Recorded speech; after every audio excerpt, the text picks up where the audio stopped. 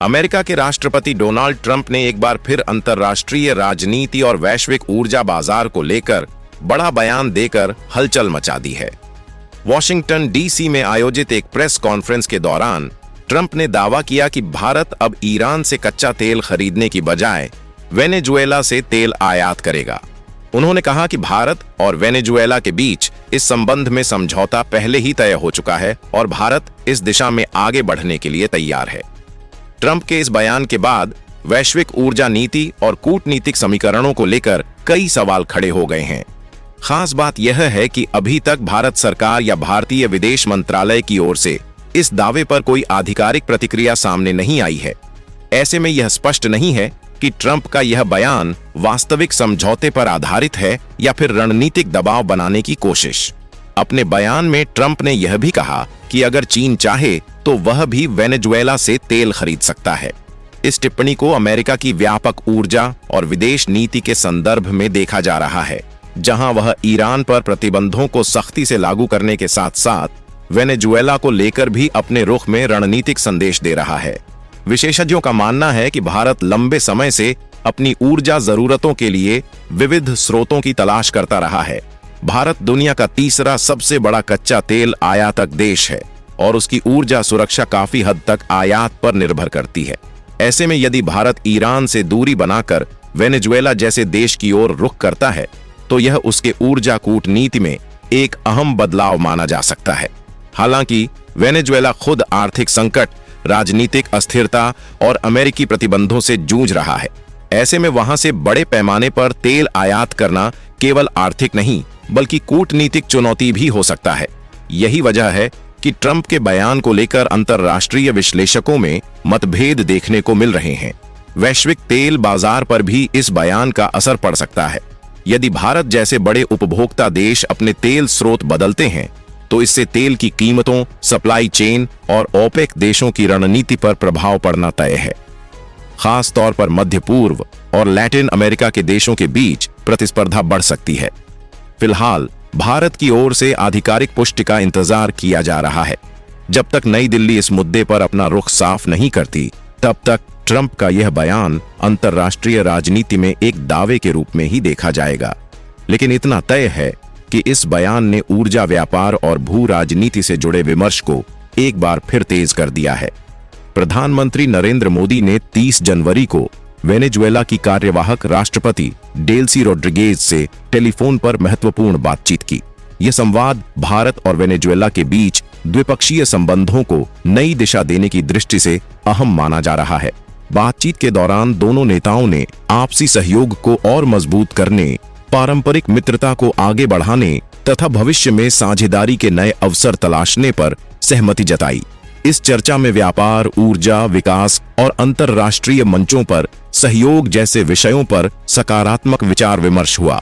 दोनों पक्षों ने इस बात पर जोर दिया कि भारत और वेनेजुएला के संबंध आपसी सम्मान, समझ और सहयोग की मजबूत नींव पर आधारित हैं, जिन्हें आने वाले समय में और सुदृढ़ किया जाएगा। बदलते वैश्विक परिदृश्य में दोनों देशों ने एक दूसरे के साथ मिलकर आगे बढ़ने की इच्छा भी व्यक्त की। बातचीत के बाद प्रधानमंत्री नरेंद्र मोदी ने सोशल मीडिया प्लेटफॉर्म एक्स पर एक पोस्ट साझा कर इस संवाद की जानकारी दी। उन्होंने लिखा कि भारत और वेनेजुएला ने अपनी साझेदारी को और गहरा करने तथा आने वाले वर्षों में द्विपक्षीय संबंधों को नई ऊंचाइयों तक ले जाने के साझा विजन के साथ आगे बढ़ने का फैसला किया है। प्रधानमंत्री के इस संदेश से साफ संकेत मिलता है कि भारत लैटिन अमेरिकी देशों के साथ अपने रिश्तों को लगातार मजबूत करने की दिशा में सक्रिय है। कूटनीतिक जानकारों के अनुसार यह बातचीत दोनों देशों के बीच सहयोग को नई ऊर्जा दे सकती है। आने वाले समय में व्यापार, निवेश और विकास से जुड़े क्षेत्रों में ठोस प्रगति देखने को मिल सकती है। कुल मिलाकर यह संवाद भारत वेनेजुएला संबंधों के लिए एक सकारात्मक और भरोसेमंद कदम माना जा रहा है, जो भविष्य में दोनों देशों के हितों को और मजबूती प्रदान करेगा। Venezuela petroleum exporting countries OPEC का सदस्य देश है और उसके पास दुनिया का सबसे बड़ा प्रमाणित कच्चे तेल का भंडार मौजूद है। आंकड़ों के अनुसार वेनेजुएला के पास सऊदी अरब और ईरान जैसे बड़े तेल उत्पादक देशों से भी अधिक तेल संसाधन है। इसके बावजूद हैरानी की बात यह है जबकि वेनेजुएला वैश्विक तेल बाजार में बेहद सीमित भूमिका निभा रहा है और दुनिया की कुल तेल आपूर्ति में उसका योगदान केवल करीब 1% के आसपास ही रह गया है। विशेषज्ञों का मानना है कि इसका सबसे बड़ा कारण अंतर्राष्ट्रीय आर्थिक प्रतिबंध हैं। अमेरिकी प्रतिबंधों के चलते वेनेजुएला को न सिर्फ तेल निर्यात में दिक्कतों का सामना करना पड़ा, बल्कि विदेशी निवेश और आधुनिक तकनीक तक उसकी पहुंच भी लगभग खत्म हो गई। तेल उत्पादन के लिए जरूरी रिफाइनरी, पाइपलाइन और इंफ्रास्ट्रक्चर पुराने हो चुके हैं, जिनके रखरखाव और उन्नयन के लिए भारी निवेश की आवश्यकता है। इसके अलावा वेनेजुएला की सरकारी तेल कंपनी को वित्तीय संकट, कुशल मानव संसाधन की कमी और प्रबंधन संबंधी चुनौतियों का भी सामना करना पड़ा है। इन सभी कारणों ने मिलकर देश की उत्पादन क्षमता को बुरी तरह प्रभावित किया। नतीजतन इतना विशाल तेल भंडार होने के बावजूद वेनेजुएला अपनी पूरी क्षमता के अनुसार तेल निकालने और वैश्विक बाजार तक पहुंचाने में असफल रहा है। ऊर्जा विशेषज्ञों का कहना है कि यदि भविष्य में अंतर्राष्ट्रीय प्रतिबंधों में डील मिलती है और विदेशी कंपनियों की वापसी होती है, तो वेनेजुएला एक बार फिर वैश्विक ऊर्जा बाजार में मजबूत उपस्थिति दर्ज करा सकता है। ऐसे हालात में भारत जैसे बड़े तेल आयातक देशों के लिए वेनेजुएला एक बार फिर एक महत्वपूर्ण और रणनीतिक ऊर्जा साझेदार बन सकता है। साल 2024 में भारत ने एक बार फिर वेनेजुएला से कच्चा तेल खरीदना शुरू किया। इसकी मुख्य वजह यह रही कि अमेरिका ने 2023 से 2024 के दौरान वेनेजुएला पर लगाए गए कुछ आर्थिक प्रतिबंधों में आंशिक डील दी थी। इस राहत के चलते अंतर्राष्ट्रीय बाजार में वेनेजुएला का तेल फिर से उपलब्ध हुआ और भारत जैसे बड़े तेल आयातक देशों को दोबारा वहां से खरीदारी का मौका मिला। भारत ने इस अवसर का उपयोग करते हुए वेनेजुएला से सीमित लेकिन रणनीतिक स्तर पर तेल आयात शुरू किया। आंकड़ों के अनुसार 2024 में भारत का वेनेजुएला से कच्चे तेल का आयात औसतन 63,000 बैरल प्रतिदिन से बढ़कर लगभग 1 लाख बैरल प्रतिदिन तक पहुंच गया। इसके बाद 2025 में यह आयात और बढ़ा और वेनेजुएला से भारत का कुल तेल आयात मूल्य करीब 1.41 अरब डॉलर तक पहुंच गया। यह संकेत था कि दोनों देशों के बीच ऊर्जा सहयोग एक बार फिर पटरी पर लौट सकता है। हालांकि यह स्थिति ज्यादा समय तक स्थिर नहीं रह सकी। मई 2025 में अमेरिका ने वेनेजुएला के तेल क्षेत्र पर दोबारा सख्ती बढ़ा दी और कई रियायतों को वापस ले लिया। इसके चलते वेनेजुएला से तेल खरीदना फिर से जोखिम भरा हो गया। नतीजतन 2026 की शुरुआत में वेनेजुएला से भारत का तेल आयात तेजी से घट गया और कुल आयात में उसकी हिस्सेदारी सिर्फ करीब 0.3% रह गई। ऊर्जा विशेषज्ञों का मानना है कि भारत का वेनेजुएला से कच्चा तेल खरीदने की दिशा में भारत की सबसे बड़ी निजी कंपनी रिलायंस इंडस्ट्रीज ने एक बार फिर सक्रियता दिखाई है। रॉयटर्स की एक रिपोर्ट के मुताबिक रिलायंस इंडस्ट्रीज ने वेनेजुएला से दोबारा कच्चा तेल आयात करने के लिए अमेरिका से आवश्यक मंजूरी लेने की प्रक्रिया शुरू कर दी है।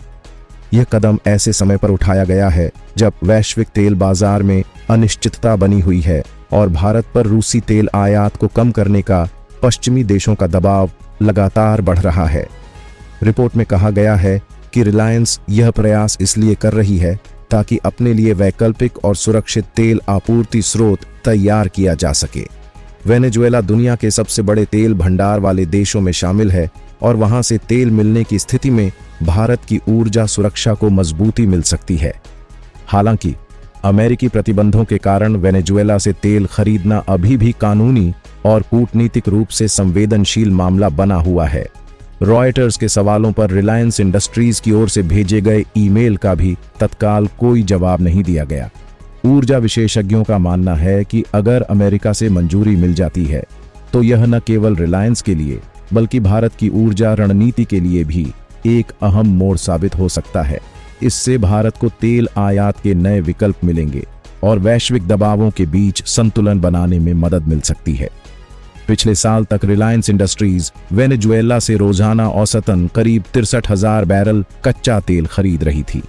ये खरीद अमेरिका से विशेष लाइसेंस मिलने के बाद की जा रही थी। रिलायंस इससे पहले भी अमेरिकी मंजूरी के तहत वेनेजुएला से तेल आयात कर चुकी है।